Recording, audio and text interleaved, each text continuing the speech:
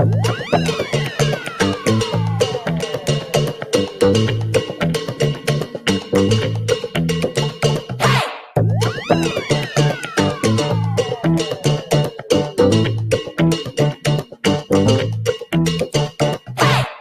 I mean when I see, what I see, what I feel, when I dream, when I be, I'm a freak. What up? Oh, what up? Everybody look at me when I'm free, when I feel what I see, when I do it, I'm a freak. What up? Oh, what up? Say what we got, it's hot to spot, give up the drop, see what we got, do what, do what. We got to go, the body flow, too hot to show, the front row, we won't stop.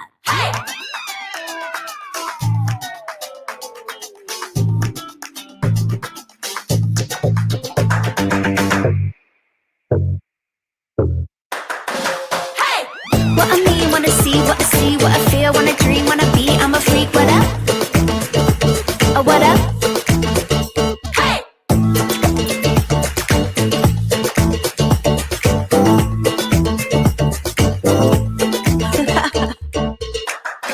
Hey!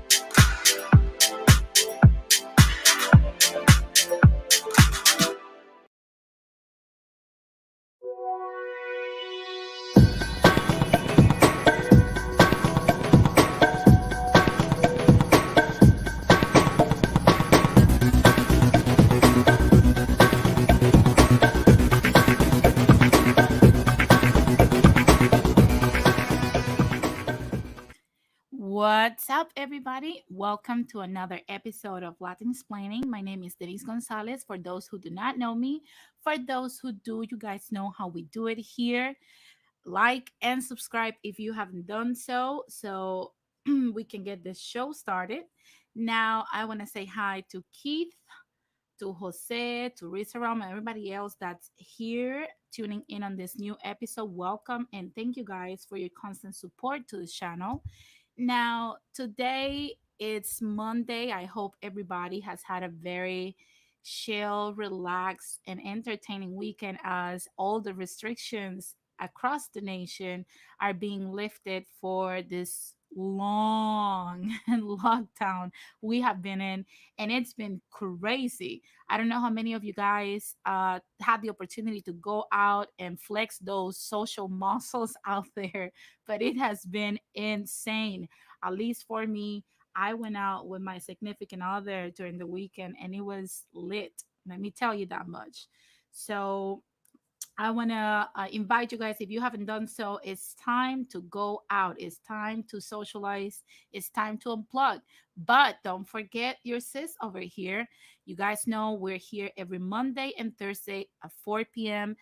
Pacific time, 7 p.m. Eastern time, every Monday and Thursday. So let's get this show started.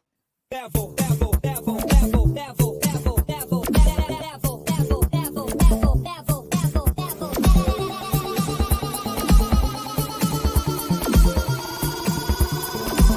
it to the next level.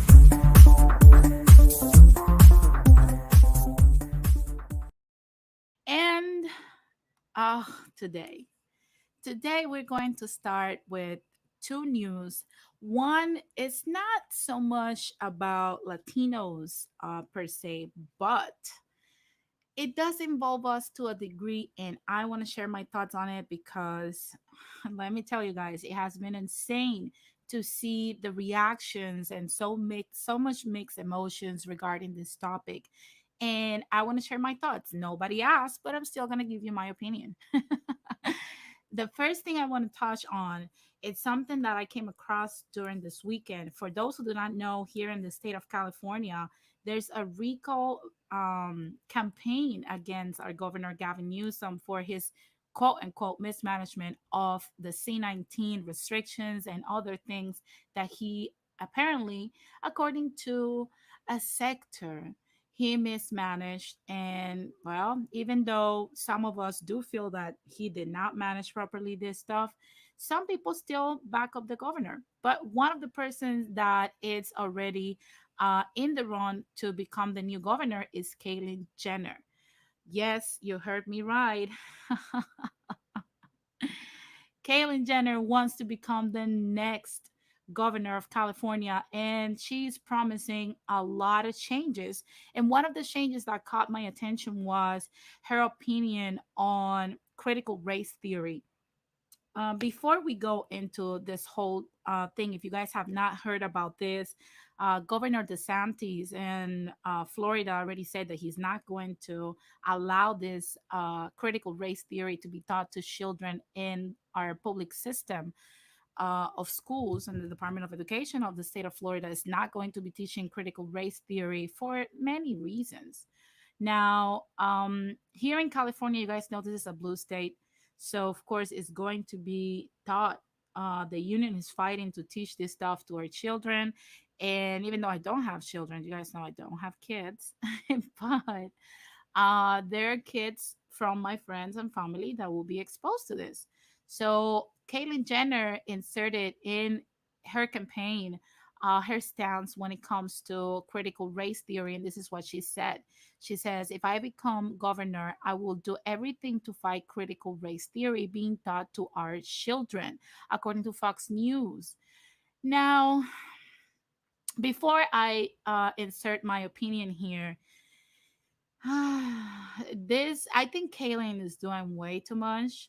If you guys, for the people that are watching this, if you think Kaylin Jenner has a good chance of becoming our governor, put a number one in the chat. If you think, if you were in California, if you're not in California, of course, because I know a lot of people from the East Coast and overseas watches my show, but if you believe that Caitlyn Jenner should not be the governor, then put a number two in the chat. If you think she has a good chance and she should be the next governor, put a number one.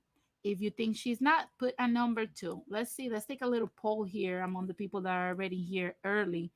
But she's been saying a lot of things lately. I see that most of the people here are putting a number two. She has been literally just pandering to the Republican sector here, and I hate, because you guys know, to me both parties suck. Okay, so I'm neither Republican nor a Democrat. I don't seek affiliations with any group whatsoever, either if it's religious or political. I just do my own free thinking and decide what's best for the moment we're living, and then I base my choices and my opinions on that.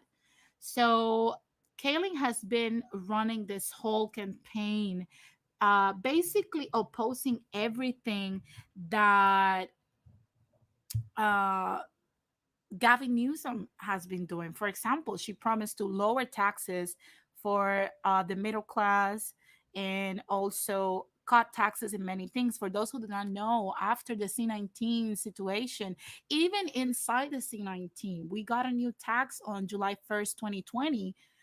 50 cents per gallon of gas. We have to pay more here in the state of California, and we're literally drowning in taxes. And a lot of people keep saying, hey, uh we need to lower taxes and this and that, but let's not forget that California, for the first time I think in 187 years, we have seen a shrinkage of our population here in California, because usually we get people coming out, but also we get an influx of people from overseas and even other parts of the country into California, apparently drawn in by either the glitz, glamour, or job opportunities. But that comes with a hefty package of taxes that we have to pay to live in this beautiful state, and also to enjoy the quote unquote lovely weather, even though we have to pay a chill lot of money into electricity because this summer is hot as hell. Let me tell you that much. So basically, that's what she's been doing. She's been promising that she's going to lower taxes for the middle class. She's going to oppose critical race theory, among other things that are making people probably, support her a little bit. I see that Ramon said, hey, Denise, I don't know much about her platform to say whether yes or no. Well, Ramon, you have to make a choice. I'm a benevolent dictator, so either one or two. Either she goes or no. What's your take on that? Press one if you're pro Kaling. Press two if you're against Kaling. It's really that simple. It's that crazy. I don't know if you guys remember that California already went through a recall, and I think it was 2011, 2012, something like that. And that's or even before that. I don't remember the year. Anyway, it's Monday, okay? uh I see that, and in that case, I'm gonna expand on that a little bit. But I believe that Kaylin has a little bit more pull, if that makes sense, because she's a celebrity. And the last time we saw this, Arnold Schwarzenegger became the governor because obviously he had a lot of people backing him up, and he was piggybacking from his whole career as an actor. Music Only account says, doesn't California has a drought? Yes, we have been in a drought for a very long time. Seeing rain here is so weird. And it's, like I said, it's really, really hot. Not as hot as last year. If you ask me, last year, trust me, we were so hot at some point that I said, you know what, the AC, it's not even working at this point. I'm gonna book myself a hotel, and we had to stay at the hotel for several freaking days. That's how hot this shit is. And then people doing the gender reveals do not help. Now, I see that Guillermo says, Caitlyn Jenner, as the governor of California, should explain without words why America is an illegitimate country. Well, I don't necessarily agree with that. I think that America is its own country, and we should, if we're here, we should either take benefits of the good parts and also just let the bad ones disappear and just make the most out of it. I see that Jose says we don't need another amateur leading government. Look at Trump. Yeah, definitely. We don't need more circuses running our state. Now, let's dive into what critical race theory is. Before we do that, I want to encourage the 12 people that are here to like or dislike. I don't care if you like or dislike this content, but you have to press one of the two. Like I said, I'm a benevolent dictator here. So either like or dislike this video. And also, if you haven't done so, subscribe. Now, let's go into what is critical race theory. I found an article that explains it a little bit better, even though it goes a little bit into the religious part. You guys know I'm not affiliated to any religious beliefs. I believe more into free thinking, and that's the way we should go. Now, what exactly is critical race theory?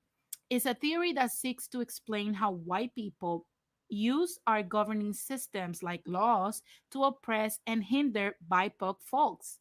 BIPOCs meaning Black, Indigenous, and people of color. However, critical race theory also explains how white politicians only care about equality when it's beneficial to them. In short, if there is no benefit, then there is no change. One example that critical race theory exposes is the perceived push for civil rights. In short, the only reason why politicians care about the civil rights of minorities was because it benefited their political career and enabled them to remain in power. Now he goes into the whole Christianity thing and he says, how should Christians respond to critical race theory? First, as a Christian, we must understand that we are bearers of truth. If we ignore the truth, then we are no longer children of the Most High God, but rather the bastard children of Satan. Wow. Before I continue, I'm going to tell you something, guys. Every time I see something being backed up by this whole notion of Christianity, it's so cringeworthy. It's, oh my God. Don't even get me started on this. Let's continue. It says, I say this to steer you so that you don't turn a blind eye to the truth of our history of racial bias in America. Our response to the nuggets truth found in critical race theory should be one of recognition and also resolve. We recognize how politicians use our governance systems and laws to oppress BIPOC folks, but we're also resolved to create equality and more just union. So rather than be afraid or intimidated by critical race theory, use it as a tool to help BIPOC folks. See how their issues are just tools of manipulation used by people in power to remain in power. Let them know that true change comes from the heart, and a person who has a true heart change is no longer motivated by the attainment or maintaining of benefits. Rather, he or she is willing to sacrifice everything for the cause of truth and justice, even to the point of death. Wow. And he says something about Jesus, and I'm not going to read it because you guys know I have no affiliations to Christianity. So, my thoughts on this. I see that music only says, please keep us Salvadorians out of the BIPOC category. I said that he also said that some liberal nonsense term is not BIPOC, I'm Salvadorian. And he continued to say, I'm not saying it to no one. It's just the fact that we de facto are called that by liberals. Well, I'm going to say something. Whether you like it or not, we're non white. And that's so cool. I love being brown. If you love being fucking brown or black, put a number one in the chat. If you actually don't even like your race or you don't like to go by that or accept the color of your fucking skin, then put a number two on the chat. I love being brown, so I'm gonna put a number one. I'm gonna start by me. I love being fucking brown. If you love being brown or black or any other fucking color in the spectrum, put a number one in the chat. There's nothing wrong with that. I see that a lot of people put a number one. So, with that being said, um, I'm gonna say something. First of all, with the whole concept, I don't like to be called people of color, of course. I like to be called a brown person or a black person or whatnot. However, I don't literally give a flying fuck about that if you ask me. because that doesn't do anything. I see Larissa Rowe put a number three. But to be honest with you, that doesn't do anything for me. If something doesn't add to my personal life, my emotional life, or it doesn't add any money to my wallet, I really do not give a shit about that. Blood Moon says, I love being Dominican. Yes, I know you love being Dominican. I love being fucking Puerto Rican. Now, it's, I'm going to explain this whole critical race theory situation and my problem with it. I agree with the sector that believes that this should not be taught in schools. And I'm going to explain why before you freak out. Um, you guys know I'm anti-racism. I fucking hate racists, and I don't care in which color they come. They can come in any different color. I hate racists.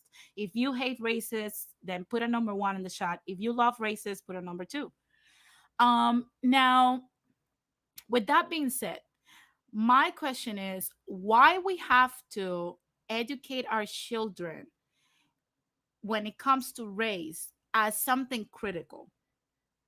Why we have to teach our children the history of America, but by mandating it, like this is a democracy. I think, and I oppose the critical race theory simply because we're hammering in kids and children the way they should think. It feels kind of like a dictatorship. I have no problem with America and the education system to instruct the kids of the history of America, all the good and bad aspects. And let's not forget, America has a very disgusting, bloody history even till this day. And I agree that we should teach our kids about this stuff. Kids should know that America was once very bloody, and they were butchers when it came to people that were non-white. We should teach our kids all these things. But my problem with critical race theory is that why in the actual fuck we have to tell our children how to think? Don't you think that we should let kids formulate their own fucking opinions and decide if America is racist? If you think that race should be taught in a different way than this proposal, put a number one in the chat. I want to know your opinion, because it's like I said, why we have to put the critical aspect in this? This is not something critical. We're still here. We're millions, tens of millions of people that are non-white in this country and are thriving as well. And I believe that if we're going to teach our kids all of this history and all of this stuff, we need to also let the kids have some fucking free thinking. That's how we create free thinkers. You don't want to teach your kids to be a monolith and to think a specific way. Why America loves to manipulate our minds at such a young age? Have you guys thought about that before clapping for critical race theory? I think this is just another way of dictatorship and manipulation from a very young age, and it leaves kind of like a weird taste in my mouth. Like, I don't know, but I believe that critical race theory should be revisited and not taught in schools. I think in schools something we should learn is more to have critical thinking, teaching our kids all the information. Don't withhold any fucking information. Teach our kids all the nasty shit that has gone down in this country and let them decide who they're going to be. So no, I'm against critical race theory. I know the motivations for a lot of people that are in the Republican cult are because they just want to oppose the whole notion of this. But I have to side with them on this one. I think if we want to teach our kids the past, the nasty past of this nation and the nasty present, we have to come up with a better way of doing so. Now, I see that Ramon says, I'm indifferent to races. I just don't want them near me. I do hate liars with a passion. Me too. Me too. Hi, Sundown. It's nice to have you here. Now I see that Rizaram says, one, when I have children, I'm going to enhance their ability to question everything, be geniuses, and think unconventionally. Definitely. I don't think that people should actually make decisions for our children. That's how we become, all kinds of shit I think Blood Moon said, I'm against that. I think they should teach it in college, not younger than that. Yeah, I believe that. Not even in college, Blood Moon. I'm gonna disagree with that. I think not even in college, because what we're doing is that we're teaching kids a theory in a way of teaching them, or making them believe in something, even if they don't believe it is true. I think we should leave people to think the way they want. We need to normalize free thinking. Like I said before, I'm a free thinker myself. I like to think of myself as a free thinker. Sometimes, yeah, I get derailed here and there, but from a very young age, I decided to just think for myself. If you think kids should be entitled to think for themselves, put a number one in the chat. If you think we should just force the kids to think that, America is racist, then put a number two. Music only says kids can easily be indoctrinated by people like teachers. Definitely, because teachers are in a position of authority to them. So, of course, they're going to be like, oh, my teacher said this and I'm going to side with my teacher and blah, blah, blah. And it's like I said, this is so freaking weird. We're living in like the Twilight Zone. I think, why we had to come up with this kind of solution to actually teach kids to be aware of there's people out there that think one race is minus than the other. Why we don't let kids actually think for themselves? Now, Risa Ram said, side note, you can look up online cases of children who are 14 and are in college. Yeah, definitely. I was 16 and in college myself. So definitely, I believe you. Music only said, what I will do is educate my kids on El Salvador and bring them here when they're old enough so that they don't become Americanized. Yeah, that's a great way to, I see a lot of our diaspora being Americanized, music only. And to be honest with you, it's cringe worthy. So I agree with you. I don't want to raise my kids here in America because America likes to dictate a lot how people think. And I hate that about America. I love other aspects of the country, but that's one aspect that I can't just stomach. Now, I already gave you my opinion. And if you don't agree, well, you can bounce out. But moving on from that aspect of critical race theory, I'm gonna, Kamala. Oh my God, Kamala Harris. Kamala Harris is trying to save face. I don't know how many of you guys remember that video when I brought the news of Kamala Harris telling people um, in Guatemala that do not come, you know, do not come because we will send you back. How many of y'all remember how much backlash she got from that? Now Kamala visited El Paso after all the backlash she got. She visited El Paso and she was like trying to save face a little bit. I'm gonna play for you guys something. Now, before I play this, I want to say to you guys, it's a little low. This video is a little low, so this is a time to amp up your audio.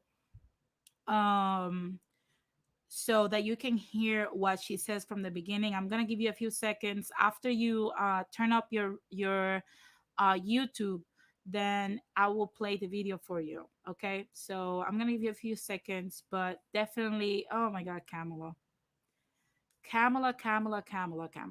Okay, I'm gonna play the video. I hope you guys turn up your volume. Okay. Hi,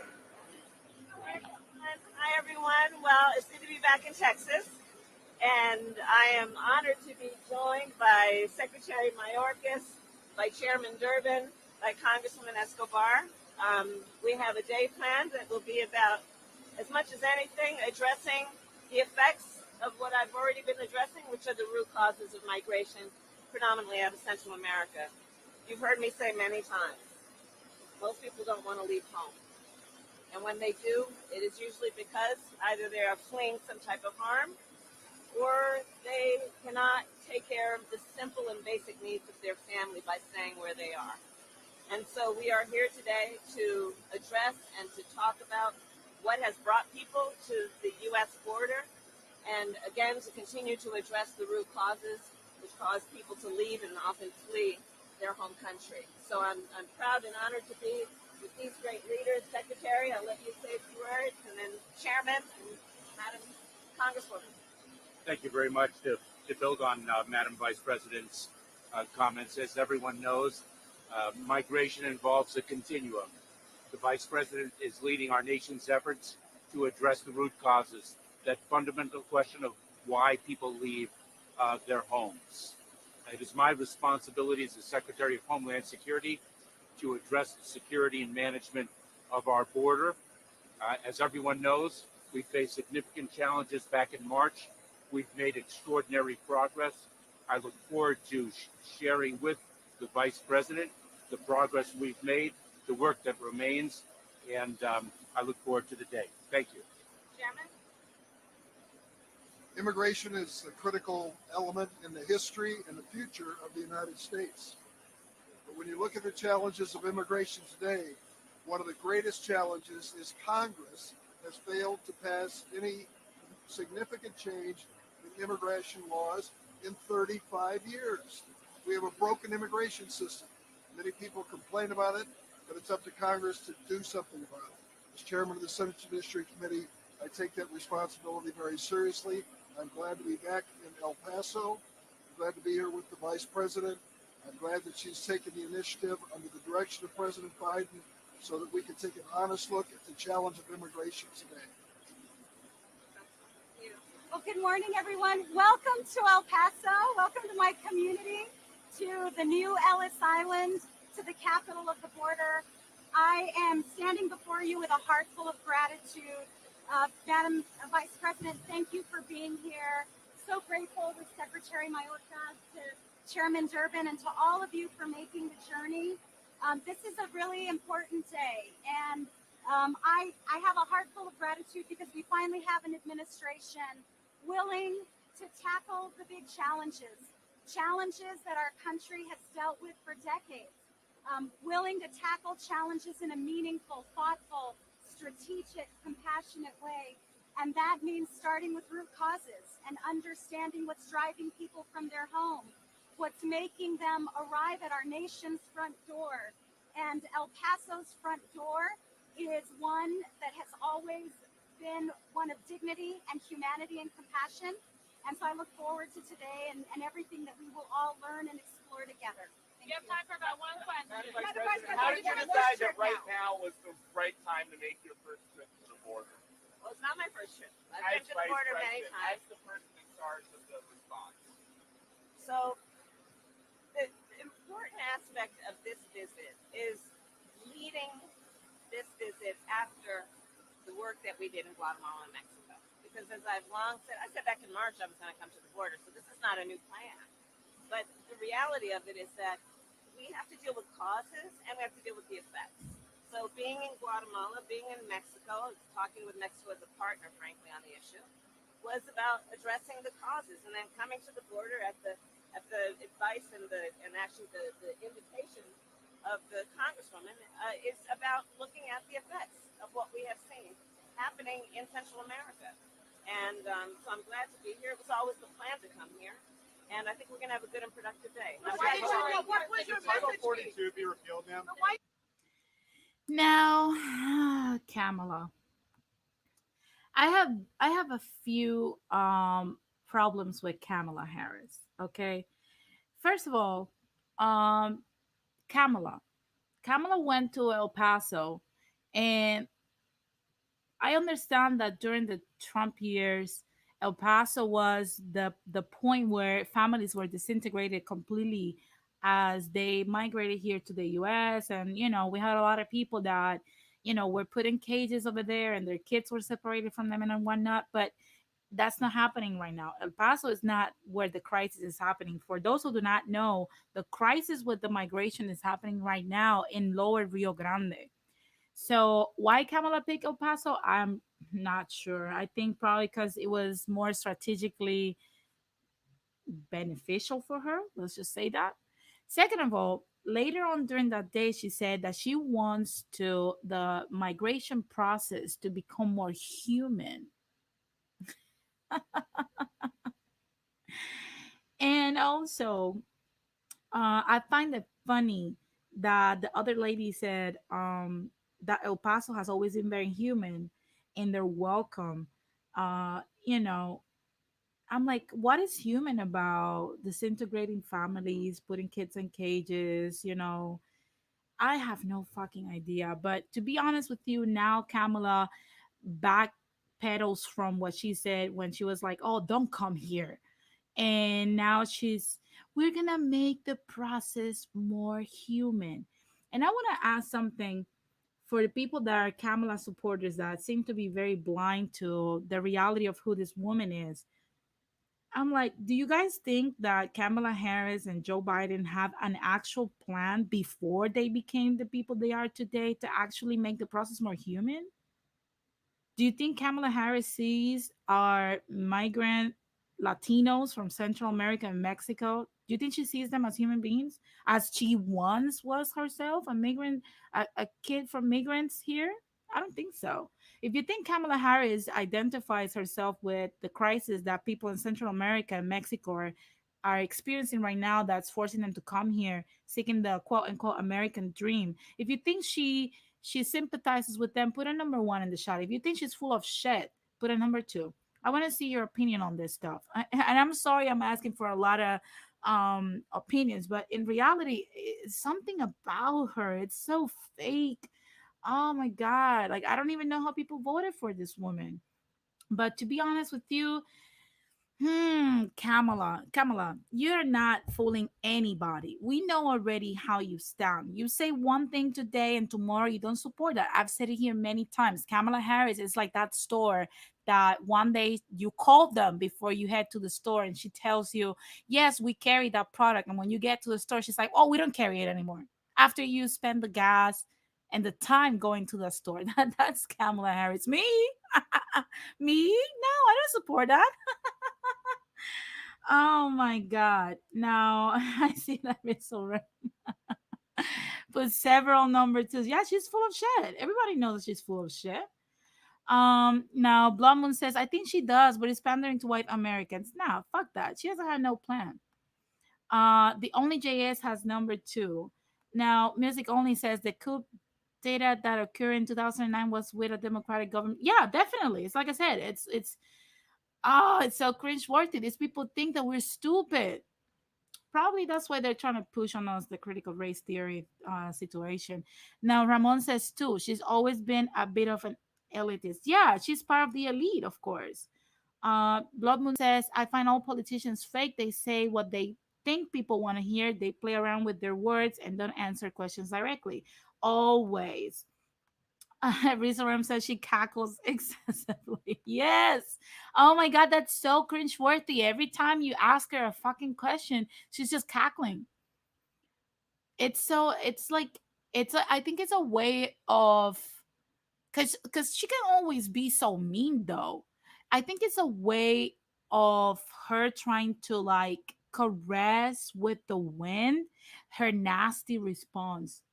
Sundown says Blood Moon, she's always done that. She switched because she wanted black votes. Yeah, definitely. Make no mistake, people, this is not something that's black or white or Republican or Democrats. You guys have to, I've always said this before, not only on my channel but on other channels as well. If you want to understand the state of America today, go and visit the history of Russia in the 1890s, and you will understand perfectly who is who in this equation. Blood Moon says she's no different than male politicians and is playing the game. Yeah, of course. She used her woman card to get elected. She got elected because unfortunately we have such a large demographic that is pro feminists. And, she pandered to that, even though she comes home to a husband every night. But she used her woman card to get elected, that's for sure. And also she used the I was that girl card to actually get elected. So she doesn't fool me, Kamala. You're not saving face. Nobody believes you. And we know that you don't see these migrant people as people seeking not just asylum, people seeking a better life, more opportunities. America is not the land of the free, it's the land of opportunities where you can come from a very poor, nasty background and become a millionaire tomorrow if you know how to play your cards. So the fact that you're blocking people from becoming this person, I don't know what's wrong with you. Because migrant people, at least from Latin America, you guys correct me if I'm wrong, but when we come here because we want to make money. We don't come here to beg for shit. We don't come here because we want to seek asylum, be protected. We come here because we want to make money and we can no longer make money in our countries. It's that simple. So that's my opinion on that. And let's just dive into something deep.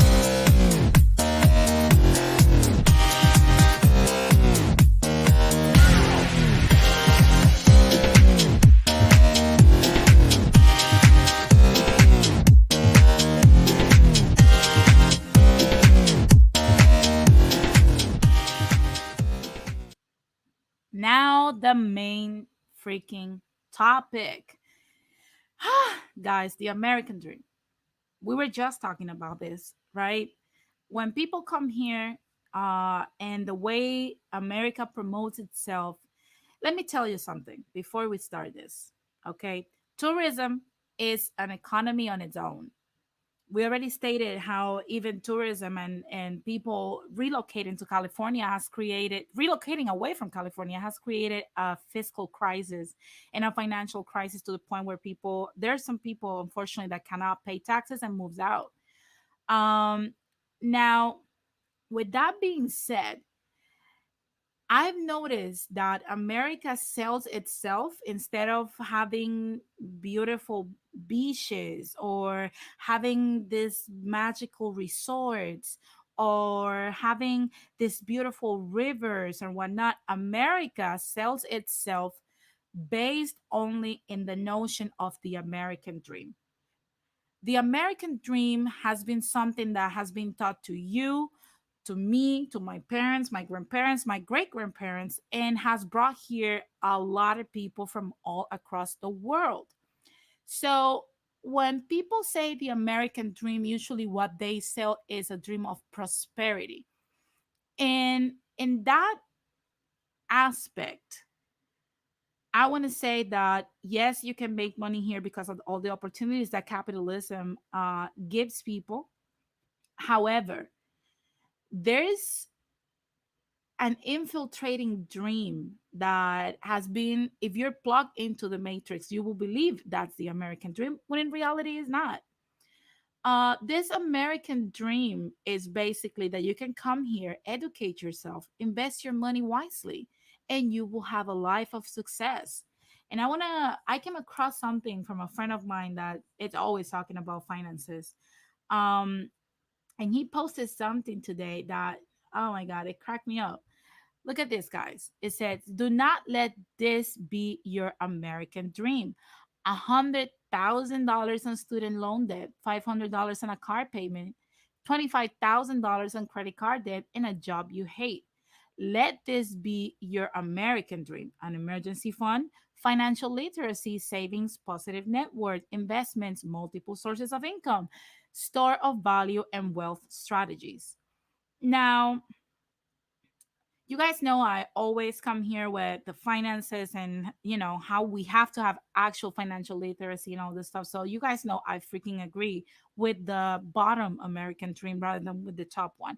Because if you follow this whole narrative of going to college that we're being taught in school and actually just live a life like the rest of the herd, you will be in so much fucking debt by the time you're 25 that you will live the rest of your years trying to pay off that debt that you created and burned through in the first 7 years of your adult life.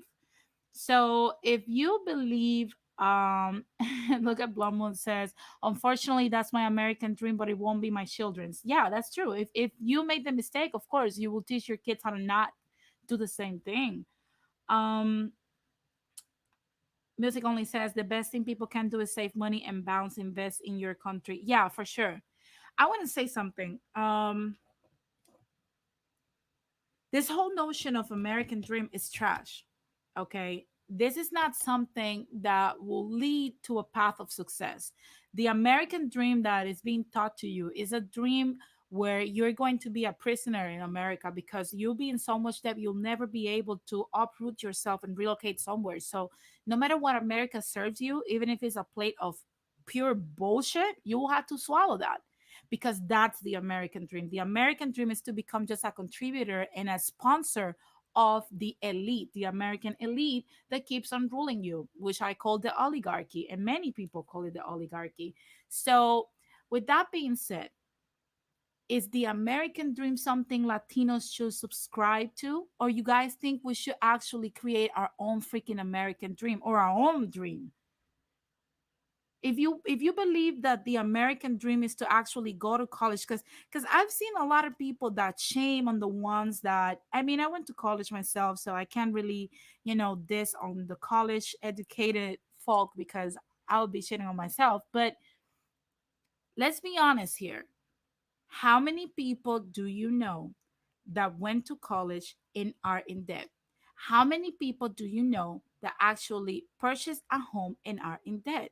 How many people do you know today that followed the path of the American dream and cannot even sustain themselves right now? Because I know a lot.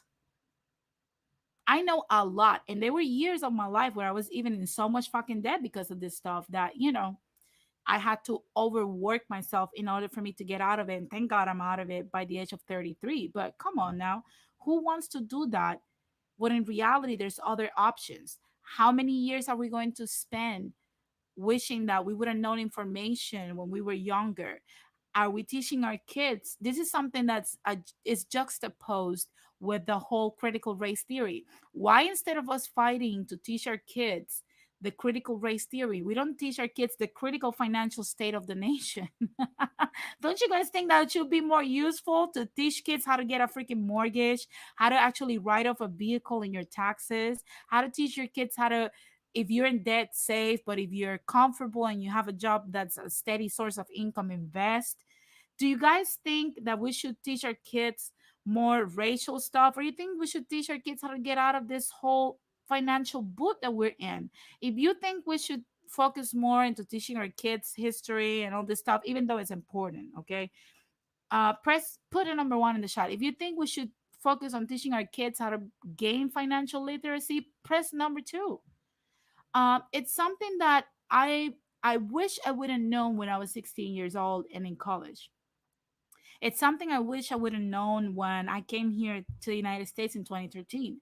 It's something I wish I would have known even when I was in Puerto Rico, having three jobs and actually trying to pay off my college tuition. So I want to start a conversation today and just leave you guys with a message as we start this new week. Why we keep on repeating ourselves into the same vortex after we have seen many people. I see Melanie and I put a number three. Explain what number three is. Terrell says we need to learn both. I don't agree. I don't know if you were here for the critical race theory. I see that, but I gave my opinion on that. Ramon said two, and Jose Negron says two. Yeah, definitely. Blood Moon says many white Americans live like that as well. In the US, some people have no other option but to go to college in order to get out of poverty or at least live a comfortable life. But that's the thing, Blood Moon. Being $425,000 in debt at the age of 25 is not a comfortable life. It's just not, you know. And like I said, it's some avenues and some things that they don't teach you in school. How many things that they actually taught you in school you use today? Let's be honest. Do they even teach you how to actually get a job properly and know how to go to a job interview? Do they actually teach you how to get into corporate America? Do they teach you how to become knowledgeable of financial things or how to engage into? Do they even teach you how to do your first pitch to get an investor into your project? They don't teach you that shit at school. They barely teach you that at college unless you go for marketing or something else, and then you translate that into your entrepreneur journey. So that's my problem with the American dream. This whole notion needs to be crushed. This thing, for us, we already had to take one for the team. Let's just put it out there, okay? We lived through this. But I want to encourage you guys that most of my public, according to my analytics, is from the ages of 25 to 44 years old. And like I said, we already had to go through this, unfortunately. But I want to know if you guys are going to teach your children how to actually manage their finances, how to get a real estate investment, how to actually not invest so much money in college, because there's other things you can do. You don't have to if you want to go to college, why you don't then go, and I'm sorry because it's not because I'm Puerto Rican, but why don't you go to Puerto Rico where it's cheaper and it's still an American education? Why you don't go then to the Dominican Republic and just take your bar exam here? Why we have to teach people, like it's like I said at the beginning with the free thinking. We have lost the free thinking nowadays. We think that we're confined in this country, in this nation, where we have everything here, when in reality what we're getting as an exchange in the contract that the country has with us is a mediocre result. So I want to hear you guys' opinion. Today, we're going to try to wrap this up early because I have to go join another stream. But I want to hear from you guys. So I'm going to share the link and I want to hear your opinions. Do you guys support that we teach our children a new way of having their own American dream and shape it themselves with some fucking free thinking? Or you think we should keep flushing people through the gates of college and then getting them into the whole invest in real estate, become this person, and live this life that you fucking hate until you die? So before you do that, before we do this, you guys know I go into intermission. And before I go into intermission, make sure you like or dislike this video and also subscribe if you haven't to my channel so that you don't miss any of the episodes that will be upcoming. So I'm going to go into intermission for 3 to 5 minutes. It's 5:19 right now where I'm at. I'll be back at 5:24. Please don't go anywhere, but make sure you like and subscribe. Grab your snacks, grab your wine, grab your beer, grab your water, your smoothie, whatever it is you have. Grab it, come back here and give me your opinion. Put it in the chat if you don't want to join the stream, but make sure you let me know exactly what do you think about this whole notion of the American dream. Do you think we actually should keep pushing our kids to keep doing this stuff, or you think we should actually just teach our kids how to be more independent and more free so that if they want to go relocate to Asia they can do so, but they know the tools to do that because they learn them from you and your mistakes? I'm gonna leave you guys for a few minutes, but I will be back at 5:24.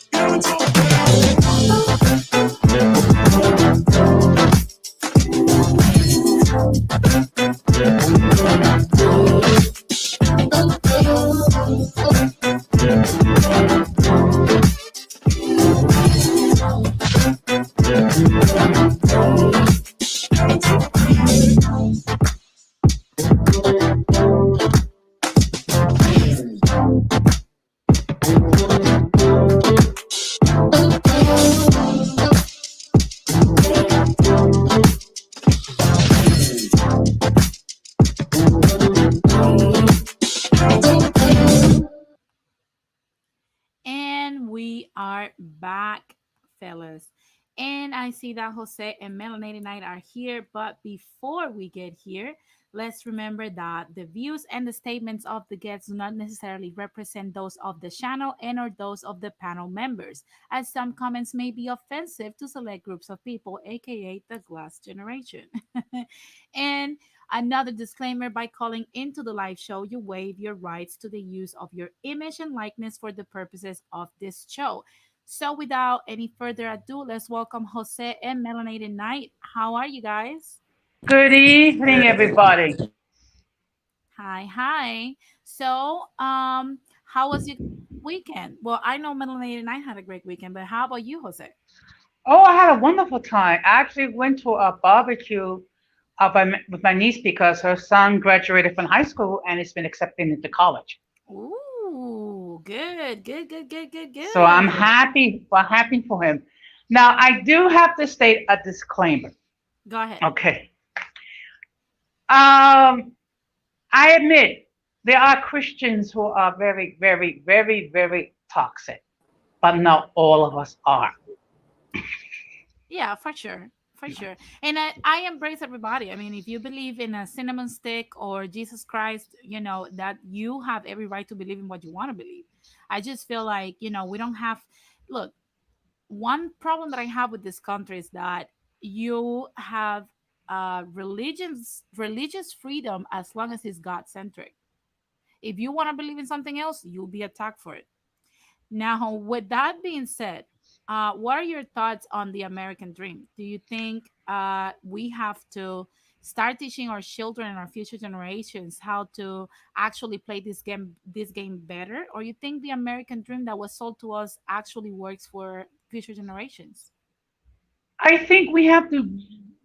we have our own definition of what is the American dream, because what's my version of the American dream may not be the same as melanated or anyone else.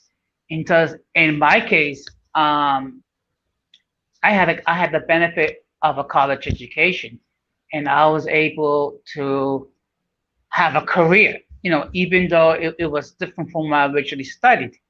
You can have a successful life without going to college, as long as you have marketable job skills and be able to manage your finances properly, so that if you want to have property, that you can do so. If you want to set aside money for you to retire comfortably, you can do so. And if God was to bless me with children, I would instill within, let them just find what is their version of the American dream. Just make sure that they have determination to follow through. Definitely, definitely. And you do you think, Jose, that you, if God blesses you, like you say, with kids, would you teach your kids how to actually, if they want to move overseas, would you present that as an option to your kids to actually get a college education with other different aspects and to have more freedom to actually uproot themselves out of this country if they want to? To be perfectly honest, I will be concerned like any parent, if they do go overseas. But I think as long as they have the intellectual and the mental maturity, I think if they want to go and study abroad, by all means they can do so. In fact, one of my grandnephews actually spent some time studying in Spain. Oh, perfect. So. So yeah, that's a great idea. I have a Korean friend, and she literally went to study in Spain and then moved to London, Mhm. and eventually lived in Dubai for 2 years before she came back. And she knows 7 languages, and it's one of the most cultured people I know, and super free. She has Mhm. her own mindset and whatnot, and her life has been ups and downs, but overall, she even speaks Spanish. So Wonderful. yeah, it's like I said, it's something about, there's something about teaching our kids how to be more free instead of just following a plan that was preset for them, that pushes them into becoming their own selves. Now I'm gonna move into Melanated Night. Melanated Night, what's your take on the American dream? Do you think we should teach our children the American dream that was taught to us, or do you think it should be taught in a different way or with like a more open mindset? I mean, it should be taught in a different way, but it's like I don't know.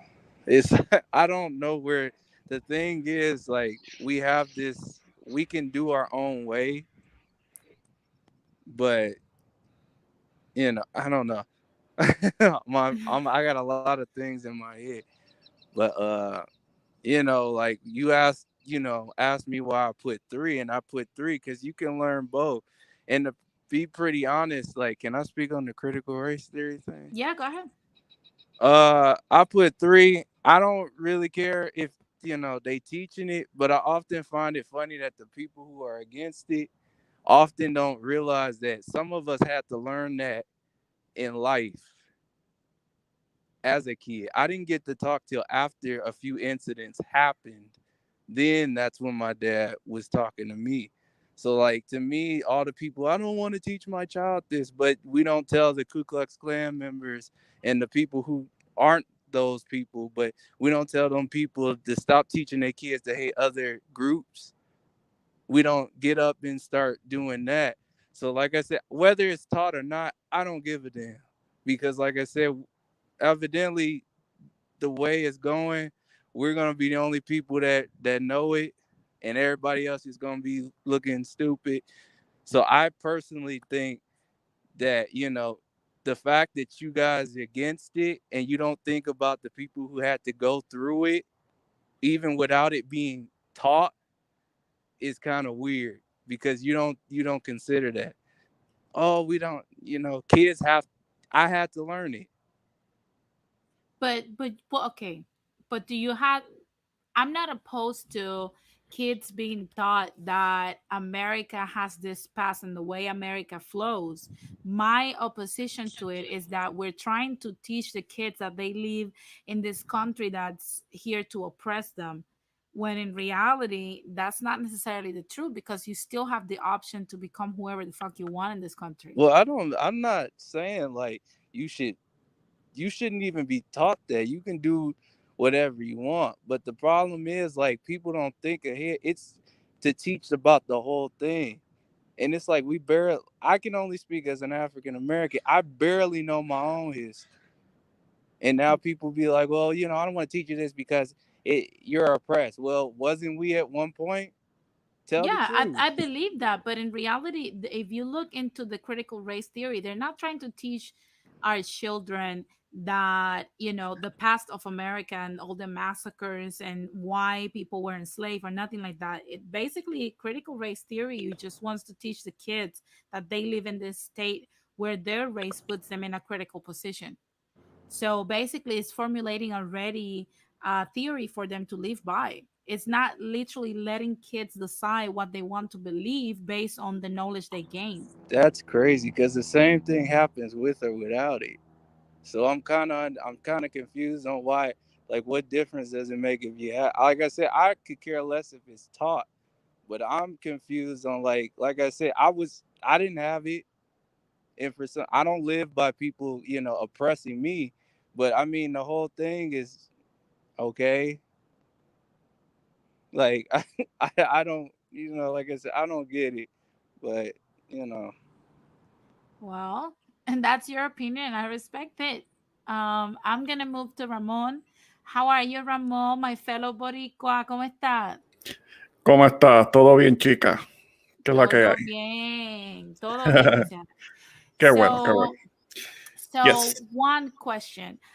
Do you believe, if you have any other commentary on what I touched before of Kamala and the critical race theory, you can also insert it here. But do you Okay. believe the American dream should be something that should be taught, to our future generations the way it was taught to us, or you think we should start now getting a new plan or a new path, showing our kids different paths on what they can do if they don't like the country they're in, or the parameters of where they're going to have their financial foundation on?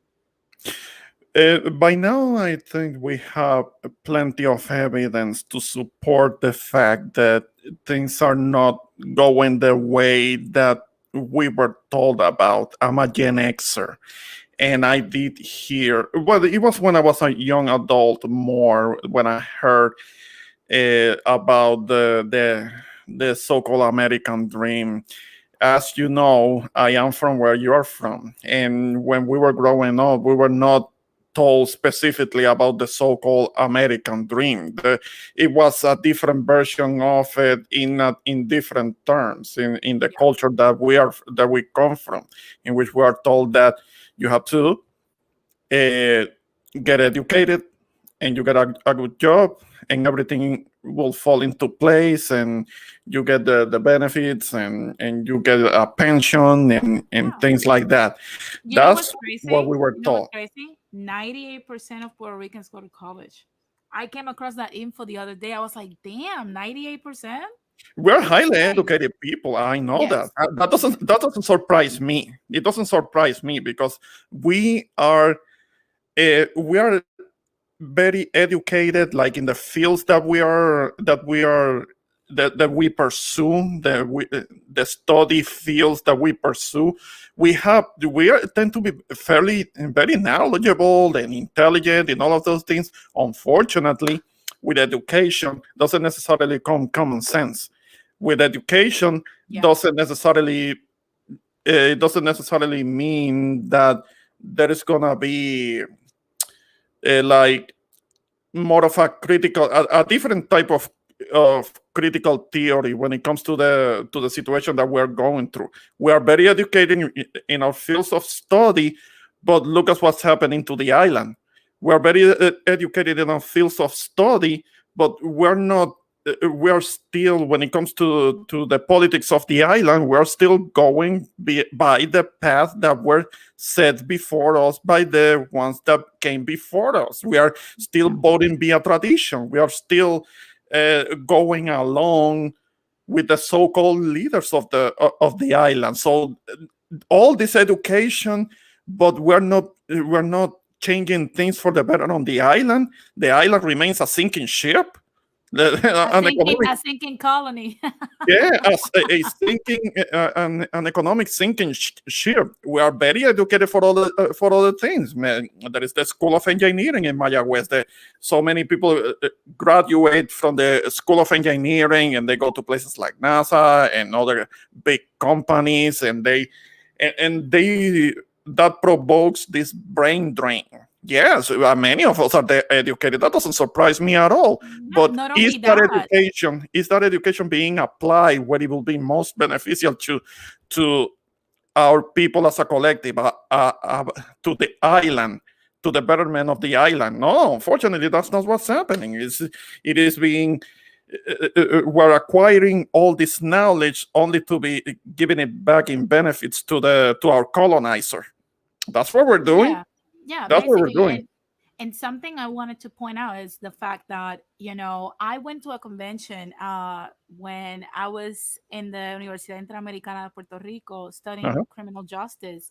And they sent us to a convention about different entrepreneurs that were launching their beta in the beta state, different things that they were designing. And now that you brought up the engineers, they discovered that our pitorro has more ethanol than actual gasoline and is more eco-friendly. And I was like, you gotta be fucking kidding me. This shit can produce energy more than fucking gasoline. We're not using it and we're paying the power authority millions and billions of dollars per year, and we're not using the shit that we're making illegally here for free. we're we're bootlegging what is possibility a cash crop. Yeah, What is possibility definitely. beneficial? We're It has to holding the be. future in our hands. We don't even need to Yeah, consume we the already have water. the formula for a future cash crop, for a future source of energy, so that maybe engines can be designed to take the pitoro and and get power from burning pitoro. That doesn't surprise me. Yeah, Because the it doesn't. pitoro is fucking strong. Yeah, yeah, When you're drinking, pitoro is fucking strong. I've damn. had a couple of. I've only had it 3 times in my life, and one shot is sufficient. Yeah, yeah, I've One had it. shot. I've had it a couple of times, and it was only a couple of shots, and that was it, because I knew that it was gonna make me sick if I was taking more of it. But It's yeah, like it it's like doesn't the surprise me. chichaito. Have you ever had chichaito? I don't recall. I don't remember if I have. Chichaito is vodka with anise. It tastes No, no, no. delicious. I'm not Uh, gonna lie. But oh, if I'm you sure it have more is. than one shot, oh my god, just bringing it up gives me my god, gives me goosebumps. It's like a Sí, nasty feeling. Chichaito te va a dejar el sistema todo chichaito. Yeah. It's gonna leave you. It's gonna leave you all messed up.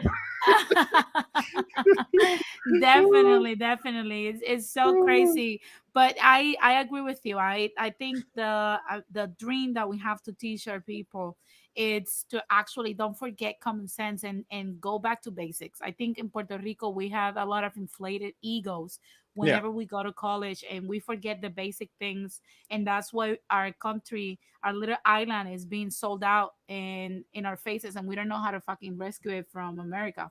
It's so crazy. Yeah, and Um, all that knowledge that we have, but we are not applying it to something that could be beneficial to the island, and rethink the concept of what is the dream. I'm all for trying different things, like going to different places in the world, or maybe if you get this job and you can invest it in some property and real estate offshore. That's kind of what I'm doing myself, because I don't yeah, know what's gonna happen. I don't know what's gonna happen in the United States. So I'm exactly. already designing kind of like my plan B or my escape plan. I'm working on it. I'm not gonna get into Escape from the details. US. Yeah, yeah. It's gonna. I mean, I'm not gonna I'm not trashing the United States. It's just that the American dream, as it was first taught to us, it's not really working, especially for our future generations. We Yeah. have every right to rethink that. We maybe decent citizens, people that are taxpayers. So we reserve the right to be able to rethink how we want to do our lives in the future. The upper class, they control most of the wealth, most of the land. They got it good. So if it's not for us, then maybe we should be able to think in many ways to have our own dream and our paradise that may be in a different place that is not in the US. We have every right to think like that. There may be Definitely. others that will say, well, you hate America, get out of America, and that talk like that. No, no, no. This isn't about hate. This is about thinking about what is best for me as a citizen. I'm trying to get as much as I can, and if I take it somewhere else, that's my business. There are people the richer people that are in the upper class that are tracing they're wealthy, they have made themselves wealthy, their families have become wealthy in the United States, but they are retracing their ancestry to wherever it is in Europe that their family came from, and they're becoming citizens there. And they are renouncing their citizenship in the United States so they can keep the wealth. They don't have that much loyalty to the United States. No. Why am I being shamed into loyalty if it means me being broke all the time? I have every right to rethink my future as to how I want to move forward. I mean, it's not hate. Definitely. It's not No, hate. no, It's about it's plan. not hate. It's like I said. Look, I posted like a while ago because I had an encounter with Dominican Renaissance saying that, oh, Dominicans are not going to Puerto Rico anymore. And I Bullshit. was like, that's Bullshit. some bullshit because I have a friend that works for FURA and he tells me that 20,000 Dominicans get to Puerto Rico per week. Yeah, yeah, So yeah. I And there posted is a another. video. I posted a video Yeah. Excuse of me, can I Piensa. chime in for a second? yeah, go ahead. Uh-huh. Um, I would like to know what drugs Dominican Renaissance is taking to come to that conclusion because, look, the fact of the matter is, Dominicans are not stupid. Yeah. Okay, they're trying to get a better way of life. If they don't think they can get it in the DR, they're gonna go either to Puerto Rico or the United States to get a better way of life, and there's no shame to it. We should all aspire to do the best that we really can.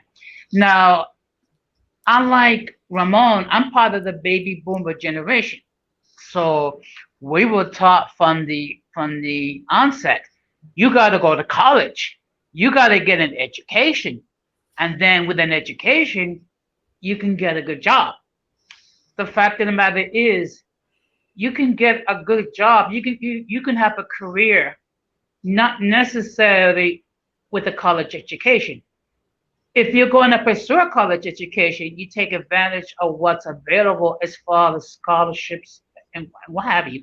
Because unfortunately, what's happening with millennials today, you have people that graduating from college with a huge amount of debt. Yeah. Some of them as much as 100,000 or 150,000, which is which is almost as much as buying a home. And there are scholarships available. It's just that you have to do your due diligence to try, to do the research and see if you qualify. I mean, there's scholarships for minorities. There's scholarships based on your discipline. There are scholarships based on people who donated large sums of money to university. So, there are resources. It's just that young people, and forgive me if I sound a little critical, um, take a look and see what they can get to, so they don't necessarily have to take a huge amount of student loans. Yeah. And Yeah. before we start with the closing statements, I want to say that, you know, it's the same thing I said with the whole migration thing and how people look down on immigrants and stuff. And it's the same thing I said to Dominicans. You know, every Dominican that comes to Puerto Rico, welcome, thank you. But I'm gonna say something. Don't uh don't think for a second because it's called quote unquote illegal that you have to be ashamed of yourself. If you came into this country, find a fucking way of making things right. There's no fucking shame in survival. So, with that being said, you know, it's the same thing that I wish could translate to my fellow Puerto Ricans based on what Ramon and I were talking about earlier. Um, there's no shame in survival. You know, we have to actually find ways to make it work. The economy sometimes in the America is not good, and if you tie all your money and you put all your eggs in one basket, that's not fucking intelligent. You know, you have to actually invest in different areas, whereas is real estate, or you have to have a plan B, like Ramon said before, to relocate somewhere else where the economy is better while the economy here gets better. But that notion of the American dream is what keeps people here starving, like we saw in the Great Depression in the past, because people invested everything here. And now, I don't know if you guys are seeing, but 100 years later, after the Great Depression, we're seeing that we're already in the roaring 20s of 2021 of this of the 21st century, and people are now going out, and it's so crazy because we have the pandemic at the beginning. Now we have the whole roaring economy where people are overspending and buying all the things they couldn't buy in 1 year, but you know, they're buying things for 10 years now, investing a lot of money into purchasing things they actually don't need. And eventually the economy will crash. That has always been my message. The economy will crash at some point, and I hope you're, if you're listening to this, you're not a donkey and actually invest all your money here in the US, because what you're going to do when the economy collapses. What's your plan when the economy is no longer the economy you know? Like, what are you going to do? That's why I always say to people, don't be a because you have to actually have an escape plan, like Ramon said earlier, and stop believing propaganda. I listened to what you said, Jose, when our parents used to shame us into going to college, is because of the propaganda that was spewed for so many generations. That was like, oh, the way out is college, college, college, college. And we have made these colleges super rich. We have made even Ivy League colleges that they even refuse you at this point, when there was a point in time when they would take everybody in because they were just a business that was starting, and we make them so profitable now that they can refuse you to go in or me to go in. We have to start rethinking what we do. Now I want to move to closing statements from you, Jose, and then Ramon. First of all, Denise, I thank you for allowing me to be a part of the stream. As always, you provide solid information that very few people are even thinking about giving. And we all need to adapt. And the fact of the matter is, um, the way I was taught to be successful when I was a child may not translate to the millennials today. Um, you can have your own vision of what is the American dream. And the American dream could be being masters of your own fate as far as owning a business and having resources. Ramon, it's always a pleasure to hear from you. And I'm just going to close with the same way I always close.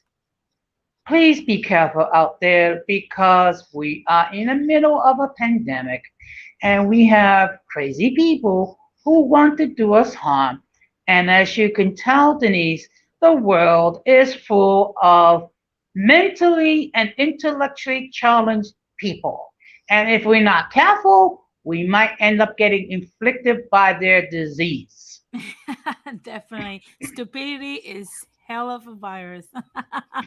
So thank you, Jose. As usual, thank you for joining the stream. I'm gonna put you backstage. Ramon, any last statements on the American dream that we have seen in propaganda for so long? What's your final take on this? Eh, as as you were as you guys were commenting a couple of minutes back, well, I should say, Don Jose, when it comes to the millennials, I it's easy to kind of look down on them or hate on them, but many of these millennial kids, they are being saddled with so much debt and the unaffordability of housing, the unaffordability of certain aspects of life, and how the what is supposed to be an American dream has is already failing them. You live in California, in a part of California where you see homeless people everywhere. Oh It's my supposed God, to be the yes. yeah, it's supposed to be like the okay. We all believe that the whole land of opportunity, it may have been like that over 100 years ago. It may have been like that. It's not so much like that. Uh, we do need to rethink this now. Something really quick, going back a little bit into what you were saying about critical race theory. I'm not from what I'm hearing, and you may disagree, you might have a problem with what I'm about to say, so brace yourself. And that Go is ahead, go ahead. and that is the critical race theory, it being taught in schools. Now, that's something that I believe, the realities of race, the dynamics of race in the United States, that's something that should be up to the parents. That's one thing. But it being taught in schools, it's kind of sounding very similar to an aspect of intersectionality, that if somebody in the United States is a woman, they're automatically a victim, they're automatically in danger, they're automatically like under siege, or there is a high probability that something bad is gonna happen to them. Sorry, Denise, but that's what it's sounding like to me. That being a particular race, I do agree that we need to be cognizant of the realities of race in the United States, because racism has not been eradicated. We want to think for yourself that think to ourselves that racism has been eradicated. Unfortunately, that's not the case, because it's at the very root of the foundation of the United States. It's in the fabric of the country. Yeah, I Yeah, it agree will have to be 100%. ripped. It will have to be Yeah. ripped from the root, and start all over again for racism to really be eradicated. But doing that to the kids so young, and trying to make them feel like they're already victims, that's not that's I can't agree with it being the way to go when it comes to that. I think to be honest with you, in my personal opinion, I think this will be more detrimental than beneficial, simply because we're already raising our kids to think that white people are above them and that they're underneath white people. So Yeah, I don't think this is going to be beneficial. I think the history should be taught completely. That's my only problem with the whole thing. I agree that race should be taught the way America sees it. Now, I think we should leave the kids to actually make their own choices as to think, hey, this is racism, this is not, yes, because you can't force people to think in a different way. The beautiful thing about life and in this nation is that you can encounter 100 people, and each one of them in that same day have different opinions about life and about the nation and other people. yeah, So with that being said, I that's why I don't agree with it being taught like that in schools. I think no, we should push for a better approach to the teachings of race and history, and we should stop covering up the history of the nation so that people can and kids can actually formulate their own opinions. But I don't think this is going to eradicate racism. If anything, it's going to ratify racism in the nation. yeah, yeah. So I'll let you finish your closing statement, and then I'll go. No, but really quick to add to that. On one hand, okay, they want to teach critical race theory, but at the same time, in other parts of the country, they're trying to ban teaching historical, factual that when it comes to slavery, because there are certain parts of the country where they're trying to ban that. That's a thing here in Texas, where they're trying to delete it from the history books, and they're trying to reword the whole thing, and instead of using the word slaves, they want to call them migrant workers, as if it was by choice and by free will that the slaves chose to be over here, which is a complete lie. And That that's that's kind of the like, same thing. That's the same thing as critical race theory. It's just rewriting history the way you want to. No, just teach uh, the history the way it was and let people formulate their own freaking no, opinions. What's the fear? yeah. That's the kind of detrimental. It's kind of, I guess, it's kind of like trying to clean up the image of the United States when it comes to issues of race, but the whole world is watching the whole. It's not just the whole thing with George Floyd. Other countries around the world, they know the history. They know they understand the hypocrisy, and they won't think twice before throwing in the United States government's face. I mean, even China, Yeah. oppressive communist China, on occasion they throw that in the United States face. Issues that have to do with racism and all. But yeah, that this is something that is kind of like a continuing subject. Maybe later on we can revisit it later on, as if there are any changes, if they actually implement something in the schools. This is a subject that maybe we can come back to a lot later date. Definitely, Yeah. definitely. We should definitely come back And to it. and Thank last you. and last thing, Okay. free Eliezer Molina. Free Eliezer, keep him free, I should say, because he's out on bail right now. But let's keep him free. He belongs free with his people, with his family, on his land, not in a cage. I know we weren't talking about that today, but I just wanted to give Eliezer Molina a shout out. He's gonna be a celebrated figure in the future. He's gonna be legendary. I mean, Definitely, definitely. yeah, That man is the living Puerto Rican dream, I will call him. yes, And so I agree with you 100%. Thank you, yes. Ramon, for tuning in and also for always coming in with your approach that's so unique and your sense of humor. So I appreciate you always coming here to support the channel. I'm gonna put you backstage. Um, guys, this whole thing, there's so many things we can actually speak about it. Let's get the discussion popping. If you have any comment about this whole thing, feel free to put it in the comment section. You don't have to agree with me, of course. You're your own person. However, I want to hear from you. But I would say this: when it comes to the American dream, don't put all your eggs in one basket, and also teach your kids to be able to open themselves some opportunities. You have to provoke opportunities in life rather than just wait for them to happen. And teaching them how things work in the past actually will work for their benefit because they'll be able to connect the dots by themselves. And that's how you teach kids that you don't have to worry about when you become older. So with that being said, guys, I want to, before I leave, I want to announce something very important that I will chime in later on this week. And that is,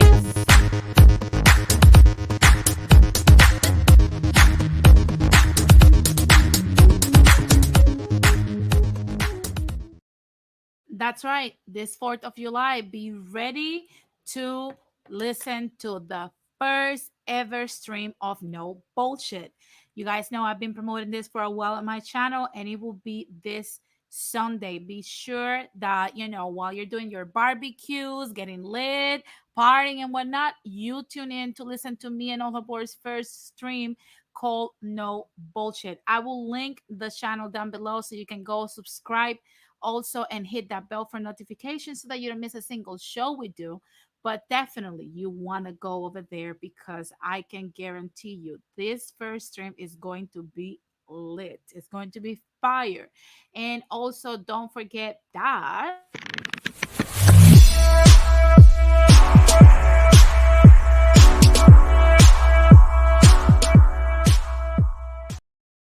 that's right. We're going to be Latin splaining on the road. It's going to be talking to other Latinos on the road, on the ground here in the US from the state of California. And also, we'll try to reach out to other states. But right now, we're going to focus on the state of California so we can get in touch with Latinos that are in business, people that believe that this is not the way to go, and also get their opinions on different topics. So stay tuned during this summer for the first season of Latin Splaining on the road.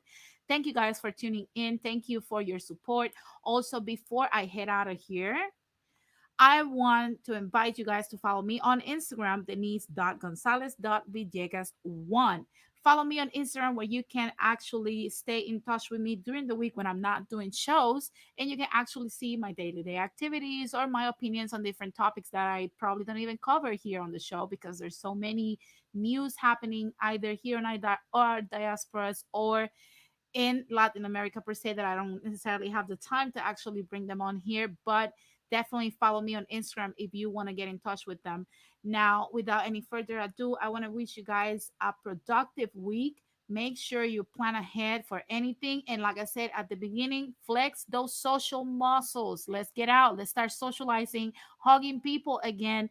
And either, it's in a smaller social setting, or if you're still scared of not becoming too close to people, then at least wear your damn mask. Thank you guys for tuning in. This has been another episode of Latin Splaining. My name is Denise Gonzalez, and I'll catch you guys on the next one. Peace.